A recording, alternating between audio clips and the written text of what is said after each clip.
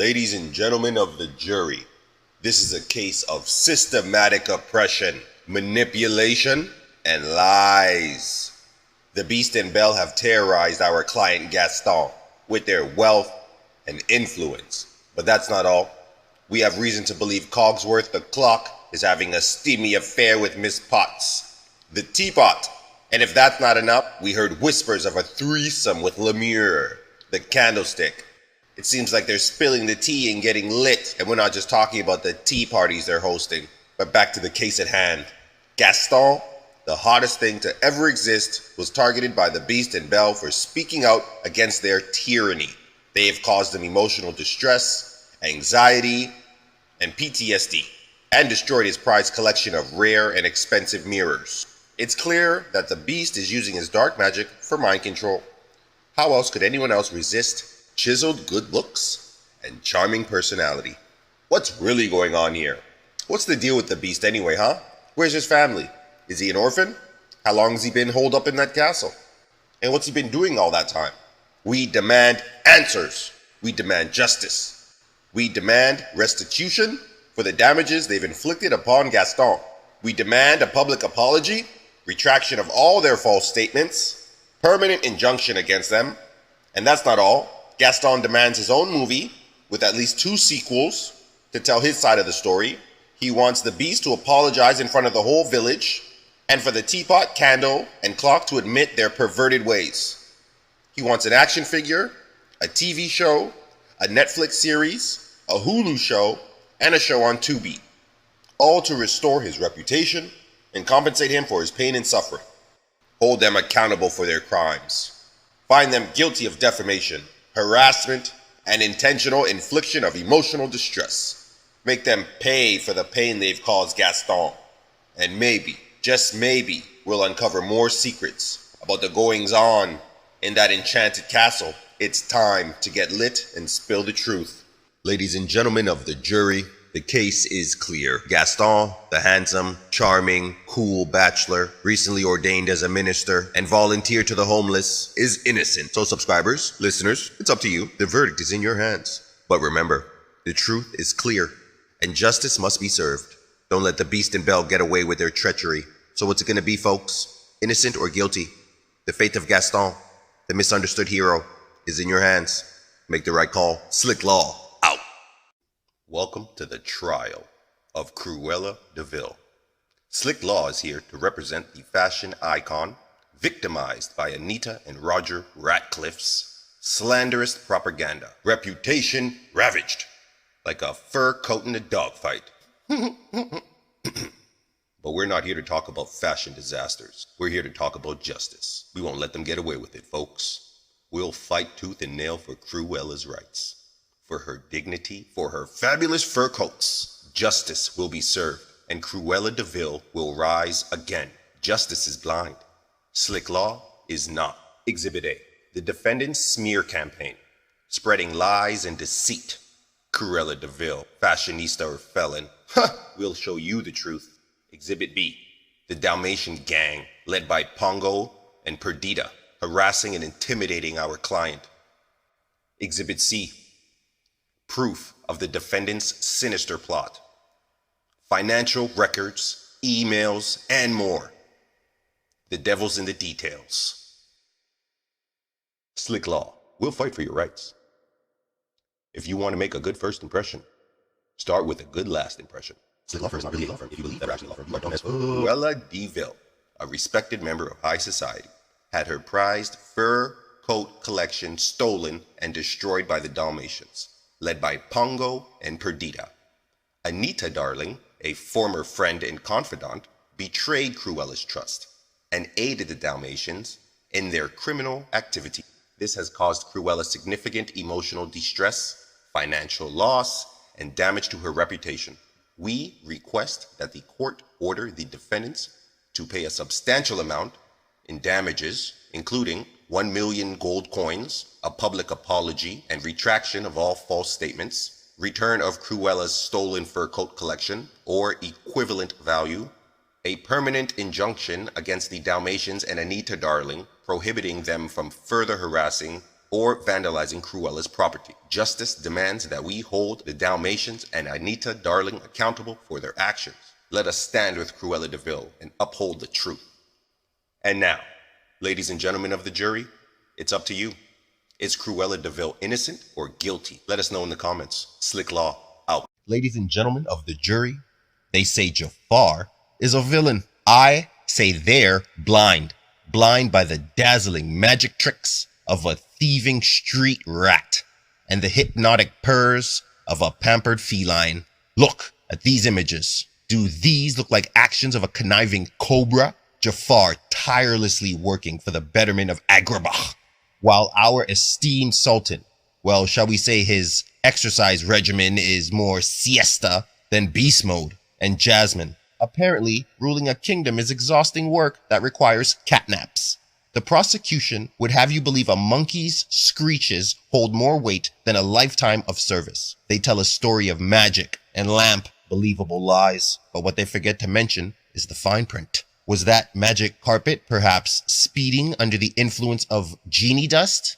Did that lamp, filled with lies, trick a benevolent Jafar? Was poor Iago, the most loyal parrot this side of the Amazon, silenced for squawking the truth about the real villain's corruptions? Don't let them bury the truth under a pile of sandy lies. Jafar is the victim here, a victim of a lazy sultan, a manipulative sorcerer with a second-rate sense of humor, and a princess who's more interested in chasing butterflies than governing a kingdom. Justice demands we see through this web of deceit. Let's not forget the emotional distress Jafar has endured, the sleepless nights tormented by visions of a lazy sultan lounging on a pile of gold while a scheming street rat prances around with a genie at his beck and call. The psychological trauma of being branded a villain by a pampered princess who wouldn't know a real crisis if it bit her bejeweled ass. Jafar demands compensation for this humiliation. He seeks a lifetime supply of soothing lavender incense to combat nightmares and a subscription to the most exclusive parrot therapy program in all of Arabia to help Iago deal with the squawking slander. But that's not all. Jafar requires a full body massage with the finest healing oils from the Amazon rainforest, delivered daily by a team of certified baddies. And to ensure his reputation is squeaky clean, he demands a solid gold statue of himself, erected in the center of Agrabah.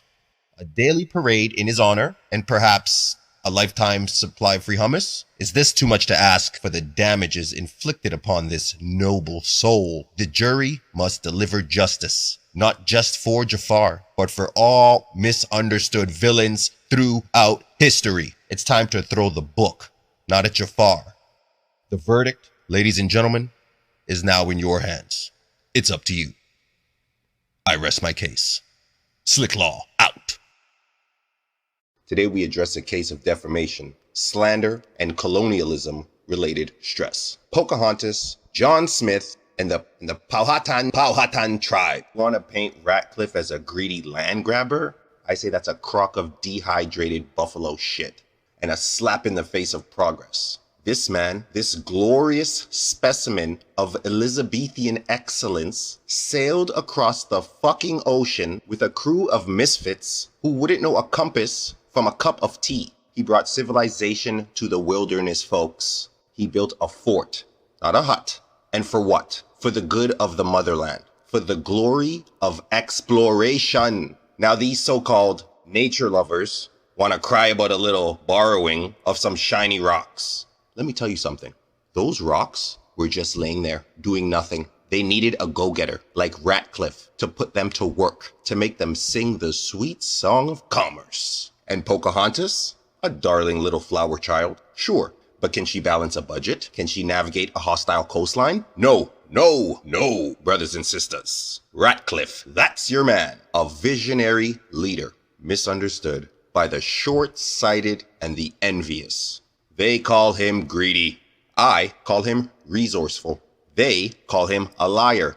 I call him a master negotiator. Because the truth is, folks, you can't handle the truth. The truth is, Governor Ratcliffe is the wind beneath Jamestown's very tattered sails. So next time you hear some slander about this glorious gent, remember, There's two sides to every story, and Ratcliffe's side is paved with gold, lined with opportunity, and fueled by the unquenchable spirit of a true adventurer. Pocahontas, John Smith, and the Powhatan tribe falsely accused him of greed and exploitation, sabotaged his peaceful efforts to establish a settlement, caused emotional distress and anxiety through repeated confrontations, damaged his reputation among the British Crown and colonial community, stole his rightful place in history as a hero and visionary. In conclusion, Pocahontas, John Smith, and the Powhatan tribe have caused impeccable harm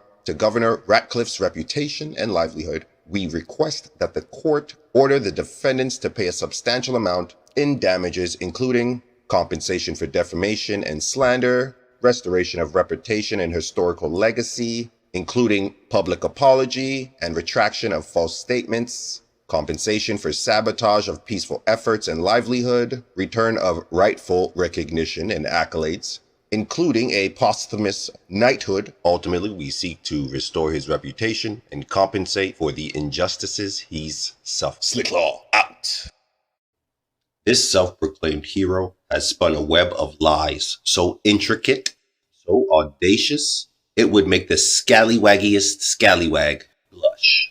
He paints Captain Hook as a villain, a coward, obsessed with well, let's not dwell on that. The prosecution claims Captain Hook is a fearsome pirate who terrorizes the innocent children of Neverland. Poppycock. These children are a ragtag bunch of delinquents who trespass on Captain Hook's ship, steal his treasure, and mock his impeccable sense of style. Is Captain Hook supposed to hand out lollipops and sing sea shanties? He runs a respectable business here. And speaking of respectable businesses, has anyone considered the complete lack of safety regulations on Neverland? Where are the inspectors to ensure those rickety tree houses are up to code? Does Peter Pan even have a business license for his Lost Boys R Us operation? The whole situation raises a lot of red flags. And then there's Tinkerbell, this fairy with the dubious morals, flits about, sprinkling her so-called pixie dust. Is this some kind of illegal performance enhancer? Does it cloud the judgment of those Lost Boys, turning them into mindless pan puppets who wreak havoc wherever they go? And the piece de la resistance of Peter Pan's fantastical tale, the dreaded crocodile. They claim Captain Hook lives in fear,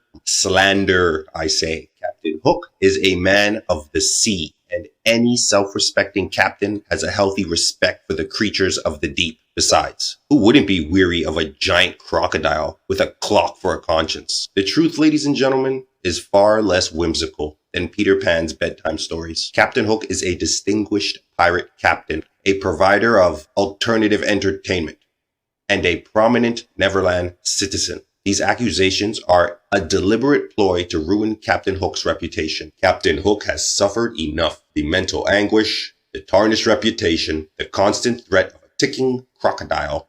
It's a pirate's nightmare. Therefore, Captain Hook demands retribution. He insists Peter Pan hand over every last bit of his booty. Those sparkling jewels, those chests overflowing with gold doubloons, they all rightfully belong to Captain Hook as compensation for the years of torment. We're talking about the whole loot, the entire treasure trove, the complete kitty caboodle of Peter Pan's ill-gotten gains. After all, pirates gotta recoup his losses somehow. And what better way than by acquiring his rival's booty? Will Peter Pan play fair and hand over his booty? Or will he force Captain Hook to take more unconventional measures to reclaim what's rightfully his? But wait, there's more. Tinkerbell, the mastermind behind the web of lies, cannot escape unscathed. Captain Hook insists on full reimbursement for the suspicious pixie dust that has likely violated several Neverland safety regulations. Captain Hook demands a lifetime supply of the finest Neverland seaweed to detoxify his system, just in case. So I ask you, the esteemed jury, is Captain James Hook a bloodthirsty villain or a misunderstood entrepreneur? Has Peter Pan woven a tapestry of truth or a shroud of convenient lies? The verdict, like the open seas, lies in your hand. The choice is yours. Slick Law out. Brothers and sisters-in-law, we're here today to defend the righteous man, a pillar of the community who's been smited with a lawsuit. That's right, I'm speaking of Judge Claude Frollo. The accusation? Lust. They're saying Judge Frollo, A man who sleeps on a bed of nails and dines on nothing but gruel couldn't resist a gypsy woman's charms. Preposterous. This man is a saint. And the evidence. A song and dance? That's called cultural exchange, folks. Judge Frollo was on a mission to bring the light of the Lord to those lost souls popping their coochies in the marketplace. Because to condemn evil, one must know it. The man's practically a missionary. And let's not forget Quasimodo. This poor soul, blessed with a unique architectural advantage. Judge Frollo took him in, raised him like a son. And what thanks does he get? Slander, slander, slander. They saying the judge kept him locked away? Pshish, shmeh, pshish, pish.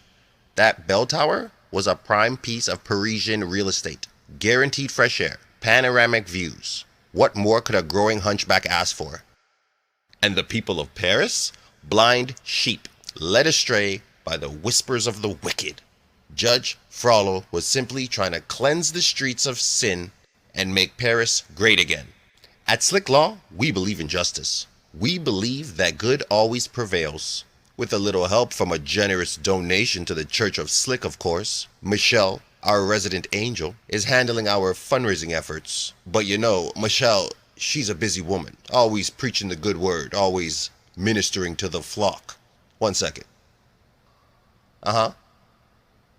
Yes, sir. I can assure you your investment in the Church of Slick is an investment in your eternal soul. And let me tell you, brother, with that kind of donation, you'll be breathing easy on those pearly gates. No holy asthma for you. Hallelujah. Bye. What a schmuck. Where were we? Ah, yes, Judge Frollo, a righteous man, persecuted by the forces of evil. If you believe Judge Frollo is the victim, not the villain, hit that like button. If you think Slick Law can fight for your heavenly rights, subscribe, bitch. And remember, brothers and sisters, when the path gets rough, Slick Law and the Church of Slick will always be there. For a nominal fee, of course. That's just a small investment to guarantee your place in the afterlife. Hallelujah. Now listen up. We at Slick Law are going for broke for Judge Frollo. We want not only a dismissal of these charges, but we want compensation. We want a solid gold gargoyle installed on that hunchback's bell tower, a daily reminder of his architectural heritage. Oh, and one more thing. We want a signed photo of Esmeralda, for research purposes only, of course. Slick Law.